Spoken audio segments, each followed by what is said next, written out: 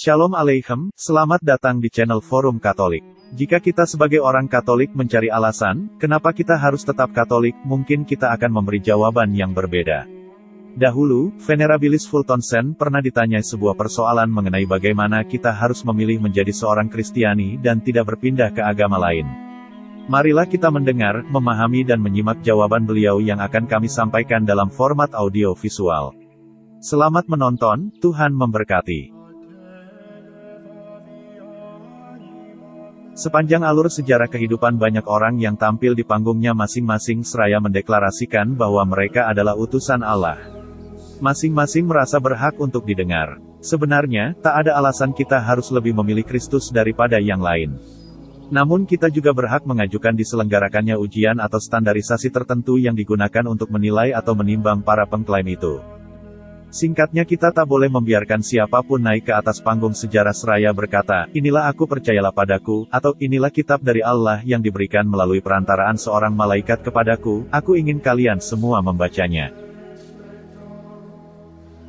Saat memulai diskusi tentang agama yang diwahyukan, kita takkan pernah bisa menyingkirkan peran akal budi manusia atau menutup mata terhadap kenyataan bahwa kita sedang berada dalam alur perjalanan sejarah. Oleh karena itu salah satu aturan yang akan kita gunakan adalah yang biasa disebut sebagai argumentasi kenabian atau ramalan, yaitu dengan mengajukan pertanyaan apakah pernah ada ramalan atau kisah tentang para pengklaim itu jauh sebelum kelahiran mereka ke dunia. Tentu tindakan yang sekurang-kurangnya bisa dilakukan oleh Allah jika Ia berkehendak mengirim utusannya ke dunia ini adalah dengan mengatakan, saya telah mengumumkannya sebelum kedatangannya. Saya akan membiarkan engkau tahu bahwa utusanku akan datang segera. Teman-teman kita tentu akan menelpon atau memberitahu kita sebelum mereka datang mengunjungi kita.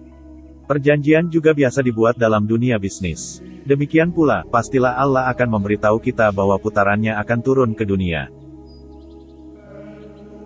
Bisa dikatakan bahwa ada banyak agama besar yang lain dunia ini. Kita harus menyelidikinya, misalnya Buddhisme dan Konfusianisme. Banyak sekali mitos dalam sejarah, banyak pula tokoh besar, misalnya Buddha, Konfusius, dan Socrates. Tokoh-tokoh itu ibarat seekor burung yang menyiapkan bentuk sarang sebelum bertelur. Seekor burung diperintahkan dan diatur hanya oleh insting. Tidak ketinggalan, pemeliharaan yang baik pun telah dipersiapkan untuk kedatangan suatu wahyu yang sempurna. Kebenaran ilahi bisa dilihat sebagai suatu lingkaran. Tidak ada agama di dunia ini yang bebas dari sejumlah bagian yang membentuk lingkaran kebenaran. Mungkin bagian itu hanya 2%, namun bagaimanapun, itu tetaplah bagian dari lingkaran tersebut. Agama yang satu bisa jadi memiliki lebih banyak bagian lingkaran kebenaran dibandingkan yang dimiliki agama lain. Kita mengakui hal yang baik dalam setiap agama. Sebagian di antaranya mendambakan seorang penebus dosa. Terbuka ruang yang luas guna mendiskusikan bahwa terdapat sejumlah kesamaan dalam semua agama. Sehingga tak mengherankan jika agama-agama itu sangat mirip. Adalah benar bahwa ada kebenaran alamiah yang sama di semua agama. Hal itu terjadi, lantaran setiap manusia di muka bumi ini memiliki akal budi. Oleh karena itu manusia semacam terikat pada suatu orientasi, sehingga pada titik tertentu akan sampai pada kesimpulan tertentu, dalam tatanan etis yang akan menuntun dirinya sendiri maupun masyarakat. Seharusnya pula kita tak heran, bahwa ada banyak prinsip etika yang serupa. Namun, mengatakan bahwa semua agama memiliki kesamaan, dan karenanya memiliki maksud yang sama, yaitu impian-impian umat manusia, tentu tidaklah tepat. Jika memasuki sebuah galeri lukisan, Anda akan menyaksikan bahwa semua lukisan itu memiliki warna dasar tertentu yang sama. Namun, lantaran mereka memiliki warna dasar yang sama, bukan berarti Anda boleh menyimpulkan semua lukisan itu dibuat pelukis yang sama. Walaupun ada kesamaan dalam berbagai agama, kita tak bisa mengatakan bahwa Allah yang menciptakan semua agama itu. Allah memilih untuk menciptakan suatu pewahyuan historis. Ada sejumlah kebenaran yang berada di atas akal budi manusia, yang disebut kebenaran yang diwahyukan. Kristus turun ke dunia sebagai cikal bakal munculnya kekristenan, hal tersebut telah diwahyukan jauh sebelumnya. Tidak ada satupun pendiri agama lain yang sedemikian mutlak penting bagi agama itu, seperti Kristus sangat penting bagi kekristenan. Adalah benar bahwa pendiri adalah syarat bagi suatu pendirian. Namun para penganut suatu agama tertentu, tak mengadakan suatu perjumpaan, sebagaimana yang dilakukan seorang Kristen dengan Kristus. Relasi personal dengan Kristus sangatlah menentukan. Tempat atau kedudukan Kristus dalam agama Kristen, berbeda dengan kedudukan Buddha dalam Buddhisme. Berbeda dengan Konfusius dalam Konfusianisme, berbeda dengan Muhammad dalam Islam, dan bahkan berbeda dari Musa dalam tradisi Yahudi. Buddhisme tak menuntut Anda percaya pada Buddha. Yang penting Anda sanggup menjadi manusia yang tercerahkan, dan mengikuti ajaran-ajarannya tentang penyerahan nafsu-nafsu. Konfusianisme juga tak menuntut suatu hubungan yang erat dengan Konfusius. Yang penting adalah ajaran etikanya. Setiap orang yang mematuhi ajaran-ajarannya, dianggap akan memiliki kedamaian bersama para leluhurnya. Musa tak menuntut bangsanya beriman kepadanya. Namun Musa menuntut mereka percaya kepada Allah. Musa tak mengarahkan kepercayaan itu pada dirinya sendiri. Islam menuntut iman kepada Allah, dan keempat khalifah. Tetapi tidak mengharuskan beriman kepada Muhammad. Namun jika Anda datang pada Kristus, jelas sekali bahwa ajaran Kristen menuntut ikatan personal yang erat dengan Kristus.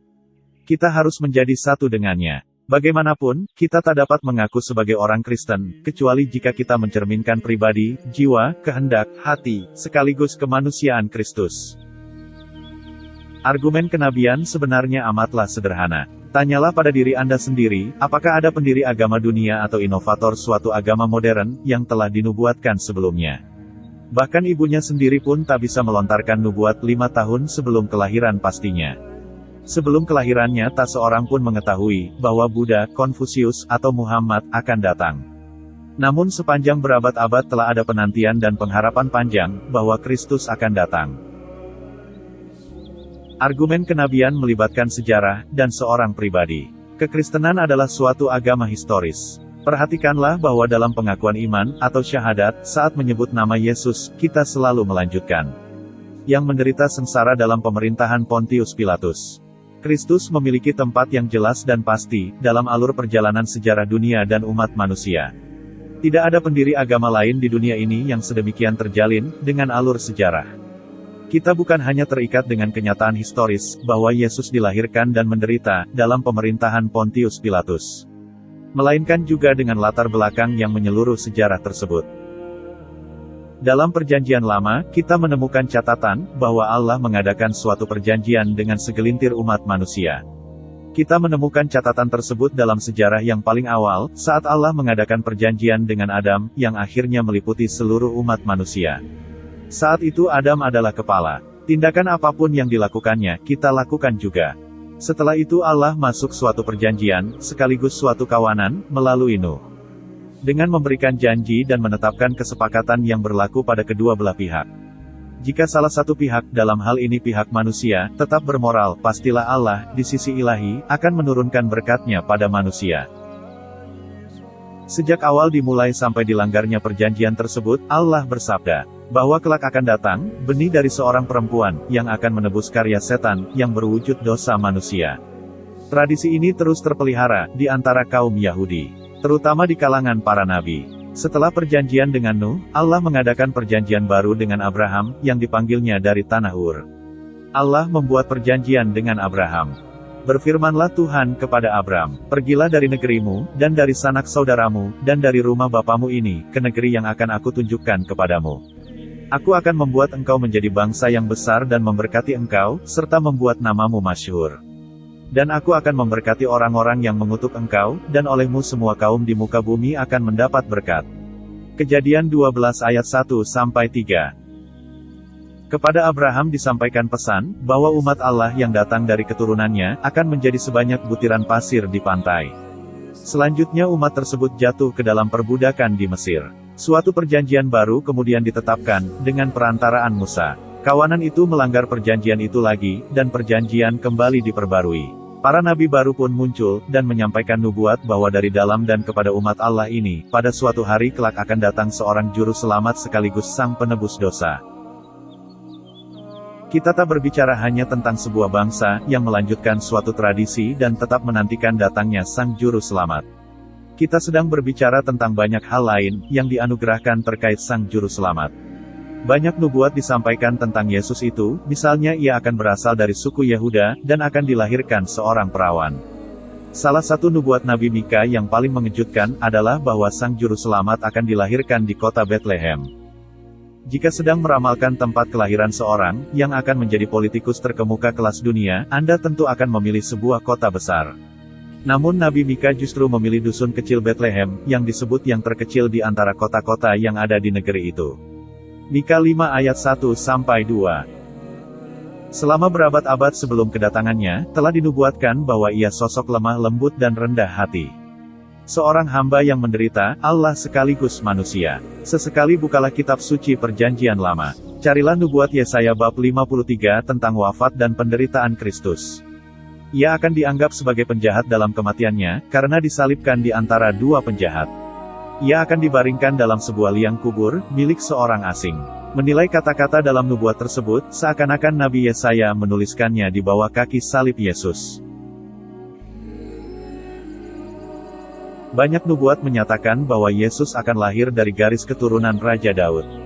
Untuk itu, selama hampir 1000 tahun, harus muncul seorang keturunan laki-laki dalam setiap generasi keturunan Raja Daud, supaya nubuat itu terlaksana. Tentu saja itu adalah hal yang sangat sulit. Pada masa ini seorang tokoh berkarakter kuat seperti Abraham Lincoln memiliki 4 anak. Bahkan dalam rentang alur sejarah kehidupan yang lebih singkat pun, tak ada satupun keturunan anak laki-lakinya yang bertahan itu dewasa ini. Tiada nubuat lain tentang para pendiri agama-agama lain di dunia pernah dibuat. Yang ada hanya tentang Kristus. Seorang cendekiawan Yahudi yang menjadi seorang Kristen dan memahami isi Perjanjian Lama berikut semua tradisi bangsa Yahudi, dengan sangat baik mengatakan, bahwa pada masa hidup Kristus, Rabi, atau guru agama Yahudi, mengumpulkan 456 nubuat tentang Mesias yang akan lahir dari bangsa Israel dan mengadakan perjanjian baru dengan umat manusia. Bayangkanlah, 456 nubuat. Jika semua nubuat digenapi dalam diri Kristus, mengapa bisa semua peluang terlaksana pada waktu dan tempat yang telah diketahui sebelumnya, seperti yang juga yang dinubuatkan Nabi Daniel? Jika Anda mengambil sebatang pensil, dan menulis pada sehelai kertas angka 1, dan kemudian menarik garis di bawahnya. Setelah itu di bawah garis tersebut Anda menuliskan angka 84, dan setelah 84, jika Anda masih punya waktu, tulislah 126 angka 0. Itulah peluang atau probabilitas, bahwa semua nubuat tentang Kristus tergenapi, Anda akan melihatnya mencapai angka triliunan. Banyak nubuat dari agama-agama lain, meramalkan kelahiran atau kedatangan Kristus. Konfusius pernah mengatakan bahwa dirinya sedang menantikan kedatangan, atau kelahiran sejumlah manusia bijaksana yang agung dari timur. Buddha juga pernah berkata, bahwa dia bukanlah manusia yang arif bijaksana itu. Menurutnya kelak akan lahir manusia itu. Plato yang agung mengatakan bahwa akan datang seorang manusia yang adil dan bijaksana, yang akan mengajari kita cara membawakan diri di hadapan Allah dan sesama manusia. Seperti yang dikatakan Aeschylus dalam bukunya Prometheus. Jangan engkau berikhtiar lagi mengakhiri kutukan ini, karena akan datang Dia, yang akan memikul segala beban dosa kita, dan menebus dosa-dosa kita. Dengan kata lain, Ia akan menanggung dosa-dosa kita. Sokrates meramalkan akan datangnya seorang yang dinamakannya seorang manusia, yang adil dan bijaksana. Apakah Anda ingat The Fourth Eclogue karya Virgil? Kadang-kadang karyanya itu disebut sebagai Messianic Eclogue karena ia berkata kepada seorang perawan, tersenyumlah pada bayi laki-lakimu. Yang dengan kedatangannya, zaman besi berakhir dan akan muncul zaman keemasan di bumi. Saat turun ke dunia, Kristus bersabda, "Aku berkata kepada kamu, bahwa nas kitab suci ini harus digenapi padaku." Lukas 22 ayat 37, itulah salah satu alasan Raja Herodes tak terkejut, saat sang juru selamat lahir. Para guru agama Yahudi memberitahukan nas itu kepadanya. Mereka telah mengetahui nubuat itu. Raja Herodes mengetahui, bahwa Kristus akan menjadi seorang raja baru umat manusia. Oleh karena itu, Raja Herodes ingin membunuhnya. Setelah mencapai usia sekitar 30 tahun, Yesus berjalan menuju sinagoga tempat ia sebagai orang Yahudi biasa berdoa di Nazaret. Maka imam menyerahkan kepadanya gulungan kitab Nabi Yesaya. Ia pun mulai membacakan salah satu untaian nas Nabi Yesaya, yang melukiskan wujud Mesias yang akan lahir itu. Dengan kasihnya, ia akan membalut luka-luka. Ia akan memberi pengampunan dosa. Ia juga akan memberitakan pembebasan kepada orang-orang tawanan. Mata semua orang dalam rumah ibadat itu tertuju kepadanya, menyimak penuh perhatian. Ia pun bersabda, pada hari ini genaplah nas ini sewaktu kamu mendengarnya. Tidak ada seorang pun, sanggup menyatakan latar belakang seperti itu. Kita bisa mempelajari Kristus, dan tak ada yang seperti itu. Sejak saat ini segenap jiwa dan ragaku akan kuserahkan padanya, yang telah dinubuatkan sebelumnya.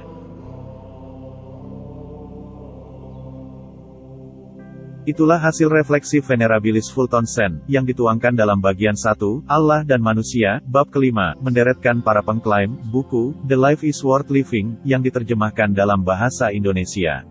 Semoga bisa dipahami. Terima kasih telah menonton, Tuhan memberkati.